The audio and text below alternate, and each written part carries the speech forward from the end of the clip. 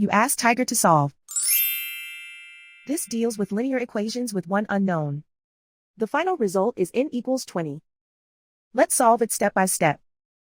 Group all constants on the right side of the equation. Add 4 to both sides. Group like terms. Simplify the arithmetic.